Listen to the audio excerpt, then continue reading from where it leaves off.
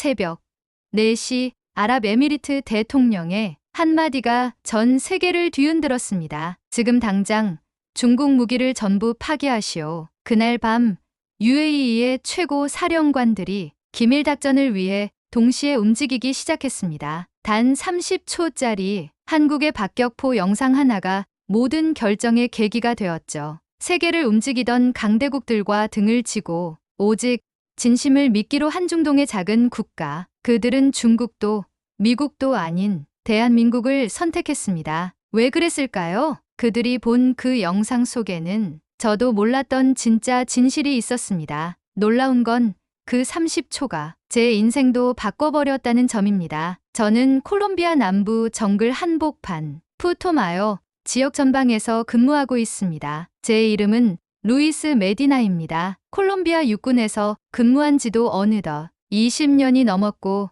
올해로 42입니다. 군 생활 대부분을 정비병으로 시작해서 지금은 전방작전조에서 중사로 일하고 있죠. 수많은 무기를 다뤄왔고 정비 또한 제 전문입니다. 하지만 2023년, 그러니까 작년 여름쯤부터였죠. 정글 작전 중 유럽산 박격포가 자꾸 고장을 일으키기 시작했습니다. 그 전에도 크고 작은 문제가 있었지만 그 애는 정말 심각했어요. 한 달도 안 돼 5번이나 오발탄이 터졌고 심지어 한 번은 탄이 발사되기도 전에 포신 안에서 연기만 나고 끝나버렸습니다. 저는 당시 그 상황을 정리해 보고서로 작성하고 상부에 여러 차례 전달했습니다. 이 박격포는 정글 환경에 맞지 않습니다. 탄피 부식과 유압 고장이 반복됩니다. 하지만 돌아오는 건 언제나 같았습니다. 장비 관리를 제대로 하라는 이야기뿐이었고 현장 정비병들을 탓하는 내용이 대부분이었죠. 그날도 마찬가지였습니다. 게릴라 교전 중 박격포가 또 멈춰버렸고 저는 무거운 장비를 안고 숲속 바닥에 엎드려야만 했습니다. 생존을 위해 진흙탕 위에서 엎드린 채 적의 움직임을 지켜보며 이런 생각이 들었습니다. 이 무기는 사람을 지키는 도구가 아니라 우릴 죽게 만드는 덫이구나. 저는 그날 밤 전후 셋의 얼굴을 떠올렸습니다. 수년 전 정확하지 않은 장비 때문에 목숨을 잃은 동료들이었죠. 그때부터 저는 마음속으로 결심했습니다. 무기를 바꾸지 않으면 이 정글에서는 아무것도 바꿀 수 없다고요. 며칠 뒤 우연히 통화를 하던 중 페루군 교관 한 명이 저에게 이야기했습니다. 형, 요즘 한국에서 만든 신형 박격포 봤어요? 저는 처음에 믿지 않았습니다. 기껏해야 중저가 장비겠지. 유럽이나 미국산보다 나을 게 뭐가 있겠나. 그렇게 넘겨짚었죠. 하지만 그 교관은 말했습니다. 정말이에요. 정확도도 사거리도 정비성도 전혀 달라요. 그래서 저는 참관 기회를 얻기 위해 이메일을 보내고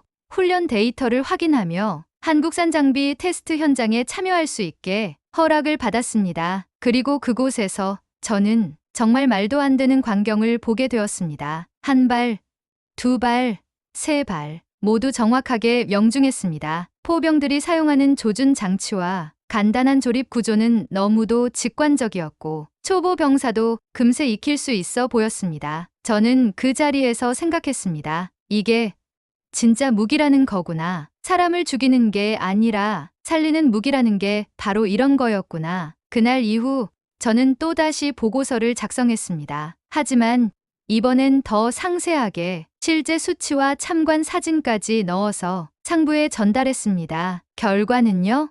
아무도 잊지 않았습니다. 오히려 아직 검증되지 않은 장비에 관심을 갖는 건 위험한 행동이라며 주의만 받았죠.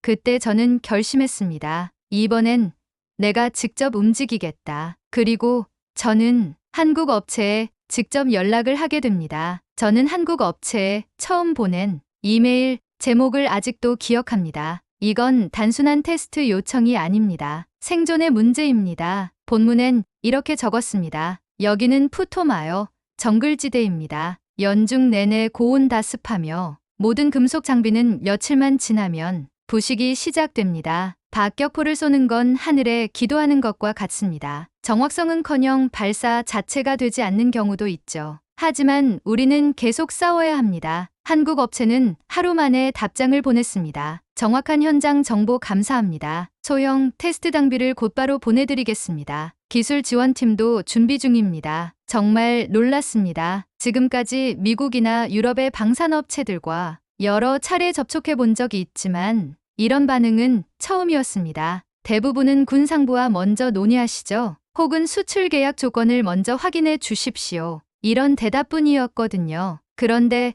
한국은 묻지도 따지지도 않고 먼저 현장을 이해하려 들었습니다. 일주일 뒤 소형 박격포와 함께 테스트 장비 박스가 도착했습니다. 외형은 단단했고 무게는 기존 유럽산 장비보다 적게는 40%, 많게는 절반 수준으로 경량화되어 있었습니다. 조작 매뉴얼은 스페인어로 완벽히 번역되어 있었고 정비 설명서에는 정글 환경 대응법이라는 별도 항목이 들어가 있었습니다. 기초 정비가 가능한 도구 키트도 동봉돼 있었는데 예비 부품, 방습 처리된 공구, 윤활유까지 모두 현장 최적화를 염두에 둔 구성이었습니다. 전우들도 박스를 열어보며 놀랐습니다. 이거 진짜 우리 쓰라고 고낸 거 맞아? 공구만 봐도 유럽 장비보다 훨씬 낫다. 하지만 저는 아직 조심스러웠습니다. 종이 위의 수치보다 현장에서 실제 어떻게 작동하느냐가 진짜니까요. 며칠 후 기회가 왔습니다. 게릴라 은신처 정찰을 바탕으로 소규모 강습 작전이 계획되었고 저는 기존 유럽산 장비 대신 한국산 박격포를 들고 작전에 투입됐습니다. 작전 개시 첫 발, 그 순간 몸이 먼저 반응했습니다. 영중, 정확하게 목표 지점에 떨어졌습니다. 둘째 발, 사격 준비에 걸린 시간은 불과 15초 남짓. 기존 장비라면 불가능한 속도였습니다. 이번에도 명중, 셋째 발까지 정확히 떨어졌을 땐 작전 조장이 제 어깨를 두드리며 말했습니다. 이거 뭐야? 어떻게 이런 정밀도가 나와? 작전은 성공이었습니다. 아군 피해는 없었고 게릴라 진지 2곳을 정확히 타격하는 데 성공했습니다. 기지로 복귀하자 대원들이 모여들었습니다. 중사님, 오늘 박격포 뭐였어요? 다음 작전에도 그거 써요. 완전히 다른 세계 같았어요. 그날 밤 저는 한국 업체에 감사 인사를 담은 메일을 보냈습니다. 오늘 몇 명의 병사가 그 장비 덕분에 살아 돌아왔습니다. 며칠 뒤 업체로부터 기술팀 파견이 결정되었다는 연락을 받았습니다. 현장 정비병과 직접 협업하고 싶습니다. 정글의 현실을 반영한 개량안을 준비 중입니다. 그 순간 저는 느꼈습니다. 이들은 단순히 무기를 파는 게 아니라 현장에서 함께 싸우는 진짜 파트너라는 걸요. 하지만 이 소식을 군 내부에 전달했을 때 반응은 싸늘했습니다. 비공식 장비를 정식 작전에 투입했다고요? 상부 승인 없이 해외 업체와 접촉한 것 본인이 책임질 수 있습니까? 저는 고개를 들고 말했습니다. 그 장비 덕분에 병사들이 살았습니다. 어떤 규정보다 현장이 더 먼저입니다. 진심은 더 강했습니다. 작전이 끝난 그날 밤 저는 장비실에 홀로 앉아 박격포 덮개를 천천히 닫았습니다. 잔열이 느껴졌습니다. 화약 냄새는 여전히 남아 있었고 그 냄새가 이렇게 말하는 듯했죠. 넌 틀리지 않았다. 하지만 기지의 분위기는 그렇게 단순하지 않았습니다. 상부에선 경위서를 요구했고 비공식 장비 사용을 문제 삼았습니다. 며칠간 저는 작전 배치에서 제외된 상태였습니다. 그저 무기와 기록만 붙잡고 지내야 했습니다. 동료들 사이에서도 시선은 엇갈렸습니다. 성공은 했지만 위험했지. 그 장비 진짜 좋긴 하던데. 그런 와중에 인접 부대에서 교전이 벌어졌습니다. 기존 유럽산 장비로는 대응이 늦었고 결국 병사 한 명이 중상을 입었다는 소식을 전해 들었습니다. 그 말을 들은 후임 하나가 제게 조심스레 말했죠. 중사님, 그 장비였으면 말끝을 흐렸지만 그 말은 제 가슴에 묵직하게 박혔습니다. 사람 하나가 더 살아날 수도 있었다는 그 가정이 저를 괴롭혔습니다. 며칠 뒤 또 다른 사건이 터졌습니다. 기지 내 병사 하나가 훈련 중 무릎을 다쳤습니다. 처음엔 단순 타박처럼 보였지만 금세 붓고 열이 올랐죠.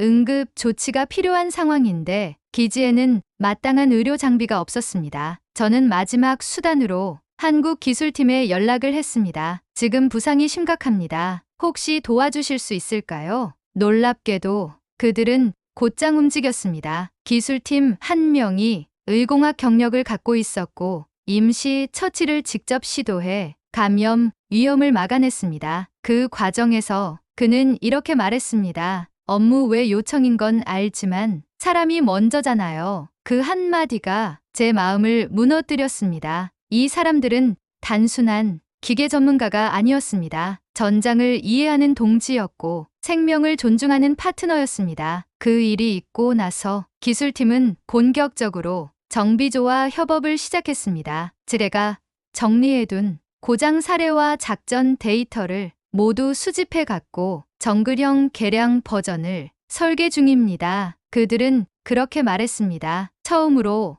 무기가 변화하는 과정을 눈앞에서 본 순간이었습니다. 그러던 어느 날 기술팀과 식사를 함께 했습니다. 평소보다 가벼운 분위기였고 서로 많이 가까워졌죠. 그때 한 기술자가 제게 말을 꺼냈습니다. 중사님, 콜롬비아 무기들 조금 오래됐죠? 순간 저는 표정을 굳혔습니다. 그 말이 무시처럼 들렸던 겁니다. 그게 무슨 말씀이신지요? 제가 낮게 묻자 상대방은 당황한 표정으로 손을 내저었습니다. 그게 아니라요. 기존 장비들이 너무 낡아서 저희가 그걸 기준 삼아 개량 모델을 만들고 있습니다. 그때 깨달았습니다. 이들은 비판하려는 게 아니라 이해하고 있었습니다. 관찰하고 분석하고 개선하려는 사람들이었습니다. 그들이 가진 기술보다 더 강한 무기가 있었죠. 바로 태도였습니다. 말로만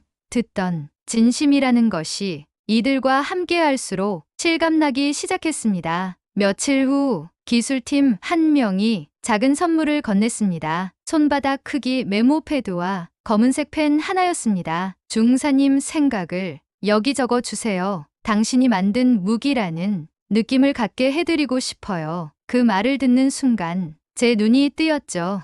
이건 한국의 무기가 아니라 우리 모두의 무기였습니다. 사람을 지키는 도구입니다. 몇 달이 흘렀습니다. 비가 내리던 어느 날 아침 본부로부터 문서 하나가 기지로 전달되었습니다. 정글형 박격포 선도입 승인 결정 단 한 줄이었습니다. 저는 그 문서를 조심스럽게 펼쳐 읽으며 이 모든 시간이 허무하지 않았음을 느꼈습니다. 처음으로 인정받은 순간이었습니다. 조사 대상에서 이제는 경험 제공자가 되었고 상부의 장교들이 제 말을 들으러 오기 시작했습니다. 정비병 출신이 맞습니까? 직접 그 장비를 작동했습니까? 실제로 명중률이 그 정도였다는 게 사실입니까? 네, 모두 사실입니다. 하지만 저는 덧붙였습니다. 이건 단지 무기가 아닙니다. 진심이 담긴 기술입니다. 그 말에 고위 장교 한 분이 잠시 침묵하더니 말했습니다. 그럼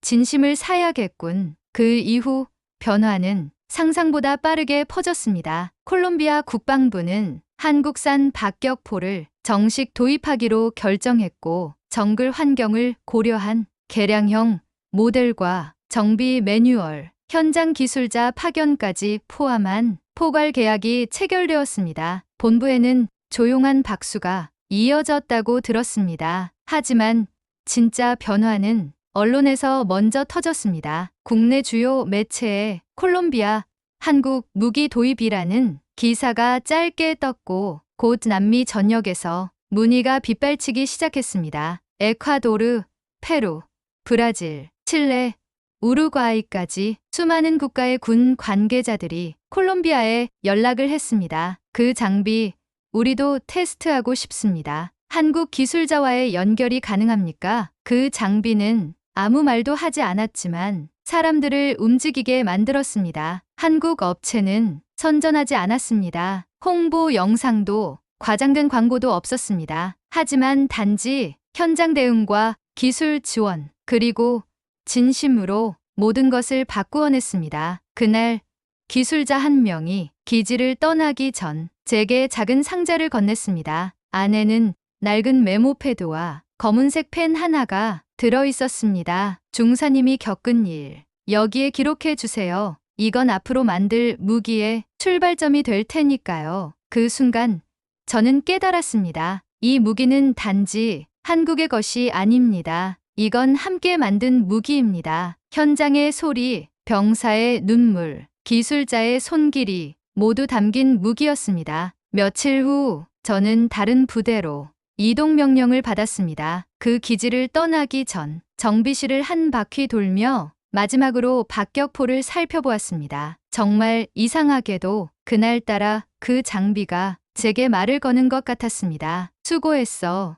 넌 올바른 선택을 했어. 저는 박격포를 향해 고개를 숙였습니다. 그리고 조용히 한마디를 중얼거렸습니다. 무기는 숫자가 아니라 사람을 지키는 도구입니다. 사람을 먼저 생각하고 현장을 먼저 이해하고 가장 빨리 달려와 주는 것. 그게 진짜 파트너 아닐까요? 지금도 저는 그 기술자들이 보여준 태도와 손길을 잊지 못합니다. 전우들을 살려낸 건 금속이나 화약이 아니었습니다. 그들의 정성, 그들의 판단, 그들의 책임감이었습니다. 저는 이제 다시 전선으로 복귀합니다. 또다시 정글로 향합니다. 하지만 이제는 두렵지 않습니다. 저희는 더 이상 고장난 장비를 지고 죽음을 향해 나아가지 않습니다. 이제는 함께 싸울 수 있는 무기가 제 곁에 있으니까요. 마지막으로 이 이야기를 듣고 계신 여러분께 이 말을 남기고 싶습니다. 한국 무기는 세계 최강이 아닐 수도 있습니다. 하지만 가장 가까운 친구입니다. 그리고 다시 돌아간다 해도 저는 같은 결정을 할 것입니다. 그날 한국 기술자에게 손을 내민 건 제 인생 최고의 선택이었습니다. 지금 이 순간에도 전 세계 수많은 병사들이 전장을 지키고 있습니다. 그들에게 가장 필요한 건 빠른 무기가 아니라 진심 어린 파트너입니다. 오늘 이야기가 가슴에 닿았다면 좋아요와 구독, 댓글로 응원 부탁드립니다. 여러분의 한 번의 클릭이 누군가의 생명을 지켜줄 수도 있습니다. 감사합니다.